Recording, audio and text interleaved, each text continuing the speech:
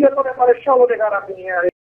Come adesso mando di nuovo Luca, che quando arriva Luca signora mi deve mandare subito a pagare, se no Francesca si becca una denuncia penale di 4 mesi di carcere, e dopo non voglio che l'avvocato ha fatto un mal lavoro, hai capito?